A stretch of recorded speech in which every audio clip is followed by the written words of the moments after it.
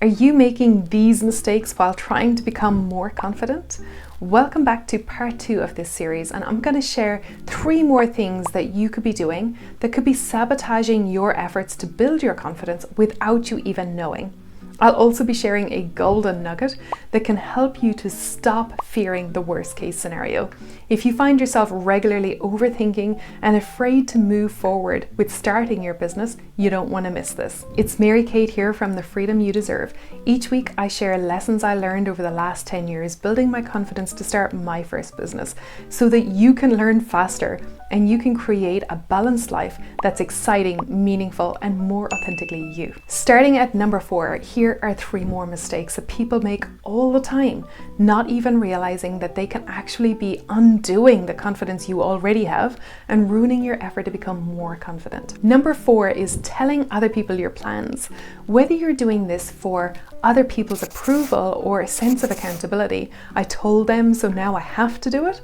As we discussed in the last video, if you are turning to other people for validation of your idea or to impress them somehow, or to prove that you have more to offer than what you're currently doing, I get it, but this can really hurt you and hinder your progress. It might cause you to make decisions that are not aligned with you and what you really want, but instead make decisions that make sense to other people based on the conversations you've had with them. If your confidence in yourself isn't absolutely bulletproof, you might even convince yourself that your reasons for quitting or trying something else are justified, logical. Telling people about what you're doing puts pressure on you, especially in the beginning of your entrepreneurship journey, when you're figuring out a lot of new things. It also puts a lot of time pressure on because people will always ask you, how's your business going? As we mentioned earlier, this can take longer than expected.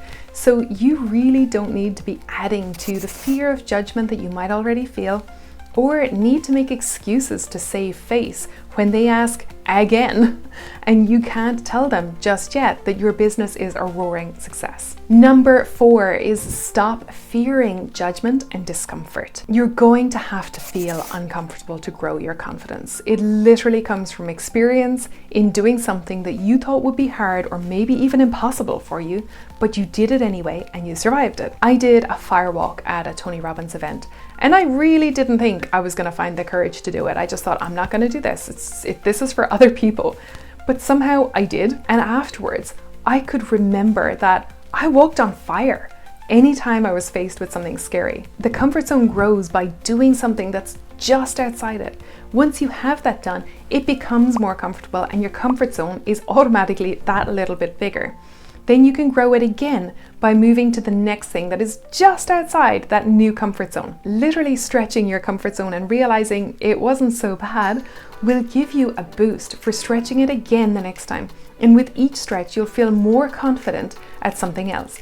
But most importantly, you'll feel confident in your ability to be okay with things that are outside of your comfort zone. The fear is always going to be there. So being okay with it being there, that is the key to unlocking everything. When I first started building a business, I couldn't even post on social media. I definitely couldn't go on video. I was terrified of being seen, but it all became easier when I just took one hard thing at a time. And now it's like second nature and it's opened up so many doors for me. You can do hard things too, and your confidence will grow when you do. And number 6 is recognize your own excuses. We all have a powerful ability to create excuses that are totally believable. If we want something or don't want to do something, we can find all sorts of logic for why we can or can't, should or shouldn't do that thing. And the thing is that most of the time, you won't even be aware that you're just making an excuse to keep yourself safe, to keep yourself comfortable, to keep yourself within that existing comfort zone. When you stop believing your own excuses and stop finding clever ways to allow yourself to be lazy or to procrastinate or prioritize something that really isn't important, your self-discipline will grow your confidence in yourself. If you're tired, do the work anyway. If you don't like how you look or feel frumpy in the way that you dress or do your hair, make an effort to make yourself feel good about yourself. When you make an effort to look good, you feel good. These things boost your confidence in the short term, and you can ride that to build momentum on the things that matter to you, like working out or pursuing your dream to start a business. That golden nugget to help you stop fearing the worst case scenario is coming up.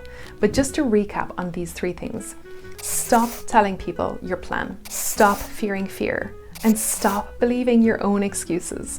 These 3 things, along with the first 3 from the last episode, can make a profound difference in your attempts to build confidence, and overall can make your life and starting a business so much easier. If you found these tips valuable, subscribing to the channel will help me to reach more people like you. I'd be very grateful if you could please help me to grow and help more people. Thank you. One of the big things that keeps us stuck and worrying about the worst case scenario is fearing fear itself.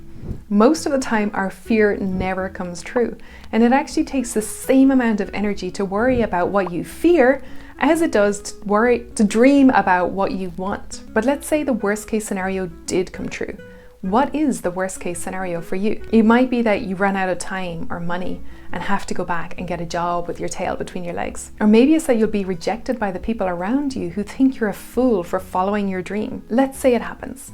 Now what? Even if it only ever got that good, at least you tried, right? Isn't it better than to never try, never know, and die wondering how your life might have been different if you'd only had the courage to go after your dream?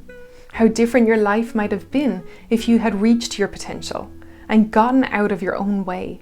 Surely the worst case scenario is still better than avoiding the fear of it happening. Now, also remember that you are in control of your decisions. You are in control of what you do next, of what action you take. If the worst case scenario came true, is that really the end for you?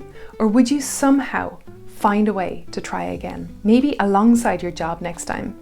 Maybe there's a way you can move forward and commit to your dream to start a business without overstretching yourself, without putting on so much pressure that all you can think about is what if it doesn't work out. Maybe if you have an attitude of being in it for the long game and sticking with it until it works, maybe then it will work out. Always look at life through the lens of opportunity. Instead of saying I can't or I don't know or what if X happens, ask yourself, how can I? What can I do now? What can I learn? Who can I ask? Where can I look? Nobody has all the answers, definitely not before they start.